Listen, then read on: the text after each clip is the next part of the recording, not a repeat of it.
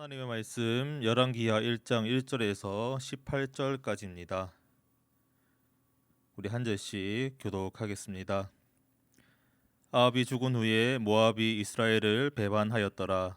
아하시아가 사마리아에 있는 그의 다락 난간에서 떨어져 병들매 사자를 보내며 그들에게 이르되 가서 에그론의 신 바알 세붑에게 이 병이 낫겠나 물어보라 하니라. 여호와의 사자가 디셉 사람 엘리야에게 이르되 너는 일어나 올라가서 사마리아 왕의 사자를 만나 그에게 이르기를 이스라엘에 하나님이 없어서 너희가 에그론의 신 바알 세붑에게 물으러 가느냐. 그러므로 여호와의 말씀이 내가 올라간 침상에서 내려오지 못할지라 내가 반드시 죽으리라 하셨다 하라. 엘리야가 이에 가니라.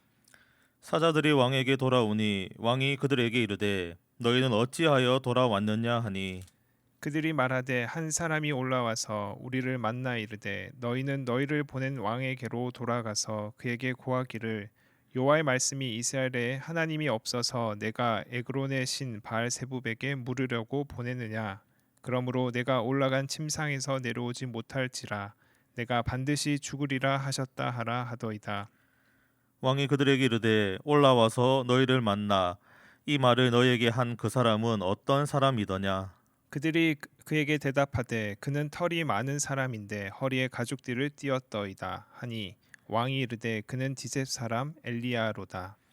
이에 50부장과 그의 군사 50명을 엘리야에게로 보내매 그가 엘리야에게로 올라가 본즉 산 꼭대기에 앉아 있는지라. 그가 엘리야에게 이르되 하나님의 사람이여 왕의 말씀이 내려오라 하셨나이다.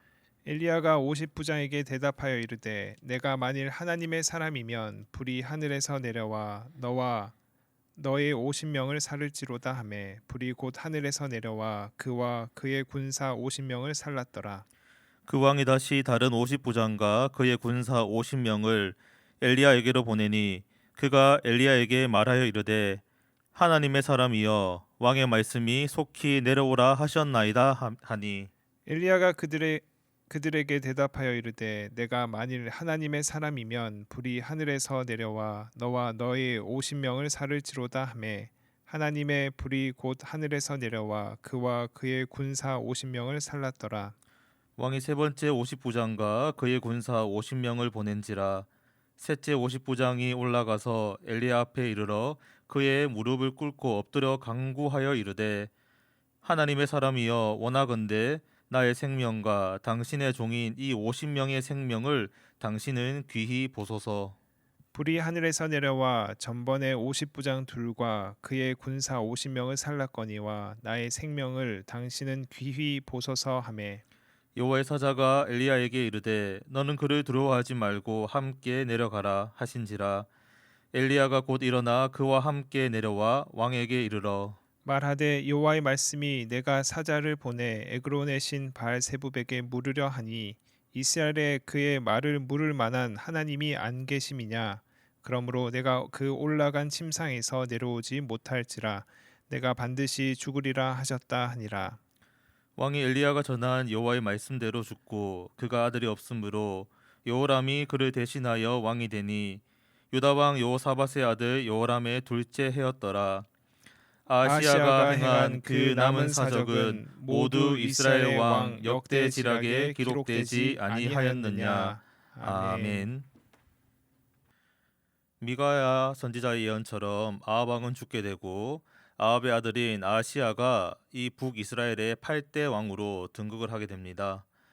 아시아 왕은 부모의 벽을 뛰어넘지 못하고 아버지 아합과 어머니 이세벨의 모든 악행과 우상 숭배를 답습하면서 제약의 길로 멸망의 길로 걸어가게 됩니다. 오늘 본문은 국가적인 문제가 발생했음에도 여전히 하나님을 찾지 않고 있는 이 아시아의 모습이, 또한 개인적인 문제가 발생했음에도 여전히 하나님을 대적하고 있는 이 아시아의 모습이 그려지고 있습니다. 1절에 보시면 아합 왕이 죽은 다음에 모압이 이스라엘을 배반합니다. 1절의 말씀은 아합이 죽은 뒤에 모압이 이스라엘을 배반했다라는 단 한 문장에 지나지 않지만 우리는 이 짧은 문장 속에서 다양한 정보를 얻을 수가 있습니다. 먼저 모압이 어떤 나라입니까? 모압은 이스라엘의 조상 아브라함의 조카인 바로 롯의 자손들입니다. 즉 그래서 이 모압 족속은 이스라엘과 혈연 관계이고 바로 친척 관계입니다. 그런데 이스라엘 공동체와 이 모압 족속은 서로 가까운 관계임에도 불구하고 그들은 서로 사랑하지 못하고 서로 협력하지 못하고 늘상 서로 대립하고 반목하면서 경쟁의 관계를 유지해 오고 있었습니다. 성경을 살펴보면 모압 왕 발락은 거짓 선지자 발람을 초빙해서 이스라엘 공동체를 저주했었고 이스라엘 백성들은 모압 여자와 음행에 빠져서 모압의 우상들을 숭배하게 되었습니다. 출애굽 공동체를 이끌었었던 모세는 가나안 땅에 들어가지 못하고 모압에 속해 있는 느보산에서 장사되었고 다윗은 모압을 정복해서 조공을 받게 되었고 솔로몬은 모압과 전략적인 혼인 동맹을 맺고 있었습니다. 다윗과 솔로몬 시대에 이스라엘 공동체에게 조공을 바쳤던 그 모압이 오늘 이스라엘을 배반했다라는 이 소식은 지금 북이스라엘 공동체가 점점 쇠락의 길로 걸어가고 있다. 점점 쇠퇴의 길로 빠지고 있다라는 뜻입니다. 즉 우리는 지금 이스라엘의 리더십이 흔들리고 있다는 사실, 그리고 북이스라엘의 국가 경쟁력이 추락하고 있다는 사실을 발견해 볼 수가 있습니다. 두 번째, 우리는 이 배반이라는 단어에 주목할 필요가 있습니다. 이 배반이라는 단어를 통해서 두 가지의 상황적인 해석을 찾아낼 수가 있는데 이 배반이라는 단어는 히브리어로 파사으인데 이 파사으라는 단어에는 기본적으로 반역한다, 대항한다라는 의미가 들어 있습니다. 우리가 먼저 이 반역과 반란을 정치적으로 해석을 하게 된다라면 이스라엘의 속국으로서 그동안 이스라엘을 섬기고 이스라엘 백성들에게 조공을 바쳤던 그 모압이 종주국인 이스라엘을 배반하고 대항한다라고 해석을 할 수가 있습니다. 그리고 우리가 이 배반이라는 단어를 영적으로 또한 신앙적으로 해석하게 된다라면 모압이 하나님을 배반했다. 더 나아가서 이스라엘 공동체가 하나님을 배반했다라고 해석도 할 수 있습니다. 즉 이 모든 것을 종합을 해보면 우리는 1절의 말씀을 통해서 북이스라엘의 초대 왕인 여로보암 이후에 지속적으로 하나님을 대적해온 이 북이스라엘 공동체가 현재 외교 안보적으로 큰 위기에 빠져 있고 또한 하나님은 이 모압 족속을 이스라엘을 징계하는 도구로 사용하실 계획을 갖고 있다는 그러한 사실을 한번 유추해 볼 수가 있습니다. 이렇게 국가적으로 또한 정치적으로 위기가 발생했음에도 불구하고 또한 설상가상으로 이 외교 안보의 문제를 해결해야 하는 아시아 왕에게도 큰 문제가 발생하게 됩니다. 2절에 보시면 아시아는 왕궁의 다락에서 떨어지는 바람에 큰 부상을 입게 됩니다.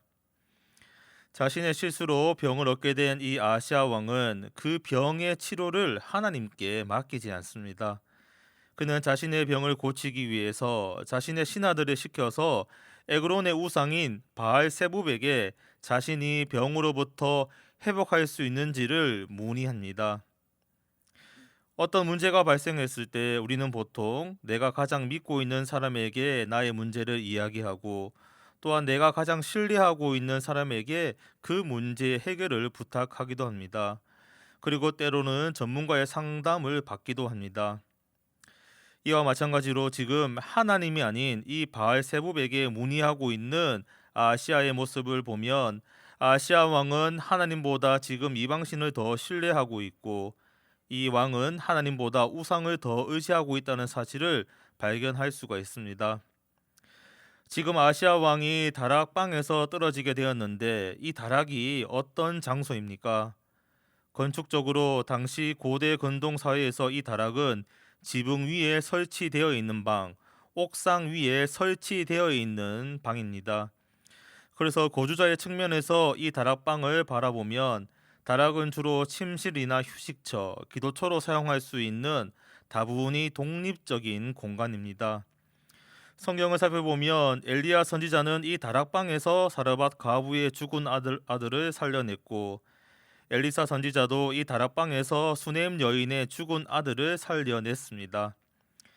그리고 예수님께서 승천하신 이후에 예수님의 제자들은 마가의 다락방에서 함께 모여 기도하면서 예수님이 약속하셨던 성령을 기다렸습니다. 이처럼 성경이 말하고 있는 이 다락방은 하나님과 교제하는 생명의 장소이고 또 하나님의 역사가 일어나는 능력의 장소입니다. 그런데 지금 이 아시아 왕에게 이 다락방은 부상을 당한 장소가 되고 말았고 병을 얻게 된 장소가 되었고 그래서 고통의 장소가 되고 말았습니다. 왜 그럴까요? 아시아 왕에게 이 다락방은 왜 고통의 장소가 되었을까요? 그 이유는 바로 이 아시아 왕이 하나님을 신뢰하지 않고 있었기 때문입니다. 하나님을 의지하지 않으니까, 하나님과 교제하지 않으니까 휴식이 있어야 하고 안식이 있어야 하고 쉼이 있어야 하는 이 다락방이, 또한 묵상이 있어야 되고 기도가 있어야 되고 하나님과의 깊은 만남과 교제가 있어야 하는 그 다락방이 생명과 은혜의 장소가 되지 못하고 고통과 쇠락의 장소가 되는 것입니다. 이 다락방을 묵상하니 다락방이 골방으로 연결되었고 또한 골방을 생각하니 함석헌 선생님의 그대는 골방을 가졌는가라는 시가 떠올랐습니다. 그 시를 한번 제가 읊어보겠습니다. 그대는 골방을 가졌는가? 이 세상의 소리가 들리지 않는, 이 세상의 냄새가 들어오지 않는 은밀한 골방을 그대는 가졌는가? 님이 좋아하시는 골방, 깊은 산도 아니요, 거친 들도 아니요, 오직 그대의 마음 은밀한 속에 있네. 그대의 마음 내문 은밀히 닫고 세상 소리와 냄새 다 끊어버린 후 맑은 등잔 하나 가만히 밝혀만 놓으면 극진하신 님의 꿈같은 속삭임을 들을 수 있다네. 여러분들은 지금 어떻습니까? 다락방을 가지고 있습니까? 골방을 가지고 있습니까? 그렇다면 나에게 주어진 이 다락방을 하나님과 친밀하게 교제하는 공간으로 사용하고 있습니까?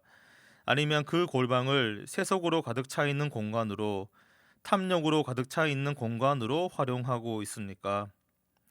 우리에게는 골방이 있어야 합니다. 골방이 있어야만 광장이 있을 수 있고 골방이 있어야만 강장으로 나갈 수가 있습니다. 그리고 우리의 골방은 깨끗하고 정결하고 거룩해야 합니다. 골방이 깨끗해야 광장이 깨끗해질 수 있고 골방이 거룩해야 광장이 거룩할 수 있습니다. 만약에 이 아시아 왕의 골방이 정결하고 또한 경건하고 건강한 골방이었으면 북이스라엘의 광장도 정결했을 것이고 북이스라엘 백성들도 경건했을 것이고 북이스라엘 공동체도 아마 건강했었을 것입니다. 골방의 영성을 가지고 있어야지 광장의 영성을 펼쳐 나갈 수가 있습니다.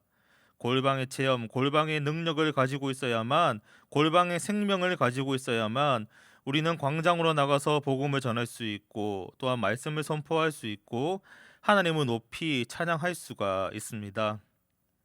이 조용한 새벽 시간을 통해서 나의 골방이 회복되고 또한 우리의 골방이 강건해지기를 간절히 소망합니다. 지금 아시아는 육체적으로 큰 어려움을 겪고 있지만 사실 아시아에게 더 큰 질병은 육체의 병이 아니라 바로 영적인 병이 더 심각하고 더 치명적인 문제입니다. 하나님은 고요한 다락방에서 하나님을 찾지 않고 있었던 이 아시아를 책망하기 위해서 자신의 문제를 하나님이 아닌 이방 나라 우상에게 의뢰하고 있는 이 아시아를 징계하기 위해서 엘리야 선지자를 사용하십니다. 3절에 보시면 엘리야는 아시아의 신하들에게 하나님의 말씀을 선포하고 있는데 이 말씀의 핵심, 즉 이 책망하는 말씀의 핵심은 바로 지금 이스라엘 땅에 하나님이 없어서 이방 땅의 우상에게 병의 회복을 문의하러 가느냐입니다.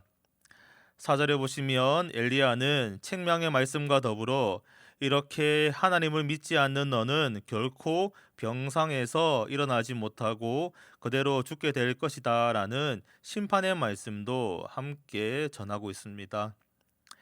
엘리야 선지자를 만나서 하나님의 책망과 심판의 말씀을 듣게 된 이 아시아의 신하들은 아시아 왕에게 그 모든 것을 다 이야기해 주고 있습니다.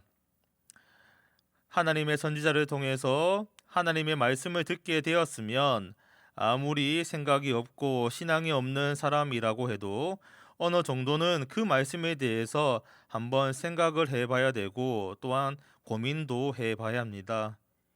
이것이 바로 정상이고 이런 모습이 바로 올바른 태도입니다.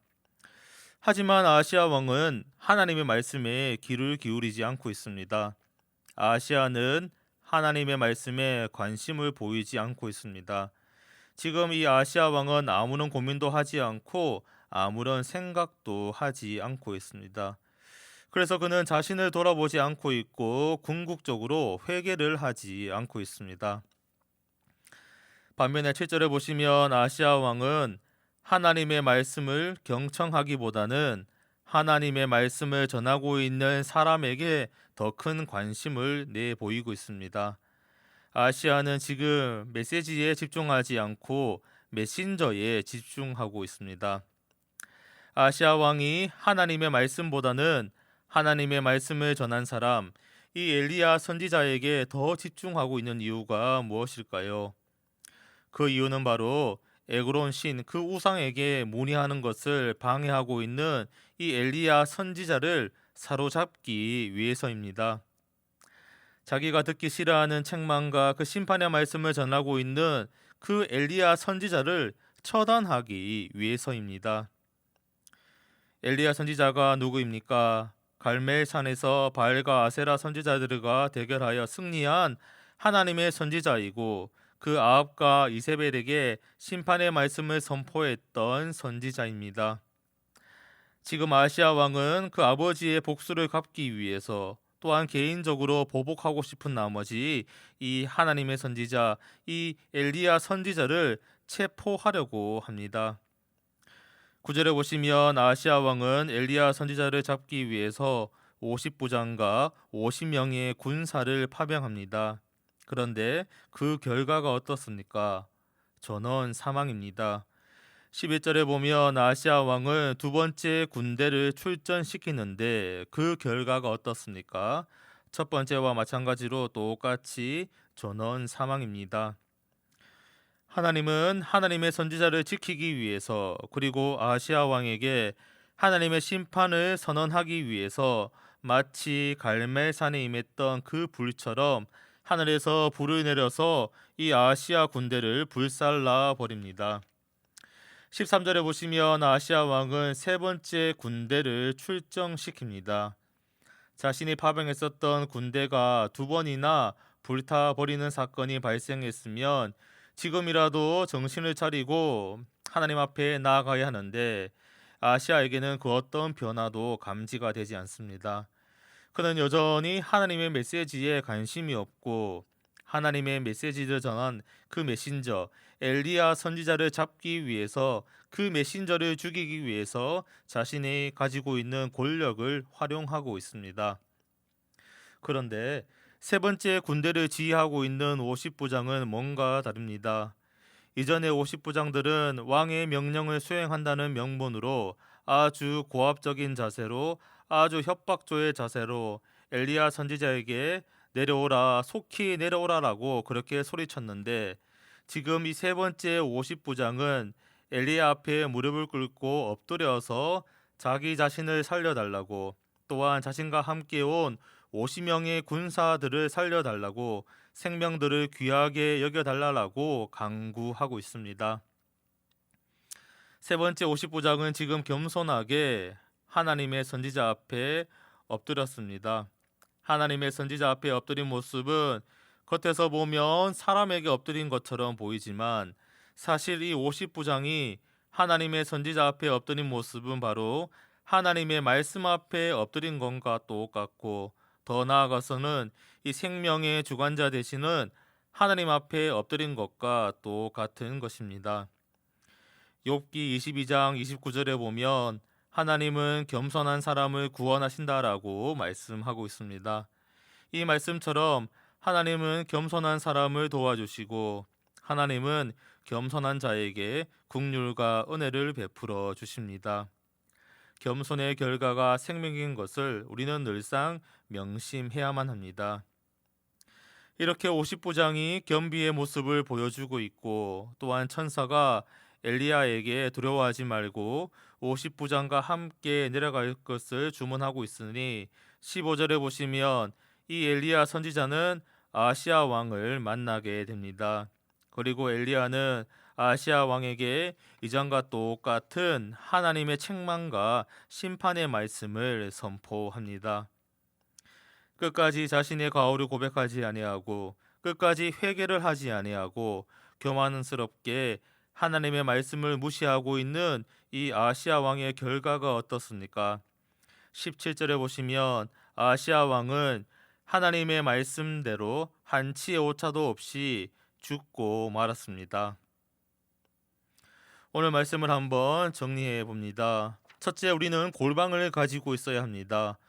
골방을 가지고 있어야 하는데 세속으로 가득 차 있는 골방이 아니라 탐욕과 욕심으로 가득 차 있는 골방이 아니라 아집과 고집으로 가득 차 있는 골방이 아니라 교만과 자만으로 가득 차 있는 골방이 아니라 아시아 왕처럼 우상 숭배와 미신으로 가득 차 있는 골방이 아니라 하나님과의 깊은 교제가 있는 골방, 깨끗하고 경건하고 거룩한 골방을 가지고 있어야 합니다. 둘째, 우리는 메시지에 관심을 가져야 되고 이 메신저보다 메시지에 집중해야 합니다. 아시아 왕은 메시지보다 메신저를 수정해서 우상과 이방신을 섬기는 이방 제사장을 찾아가려고 했습니다. 아시아는 하나님의 말씀 그 메시지보다 메시지를 보지 못하고 메신저만 봐서 엘리야 선지자를 처치하고자 했습니다.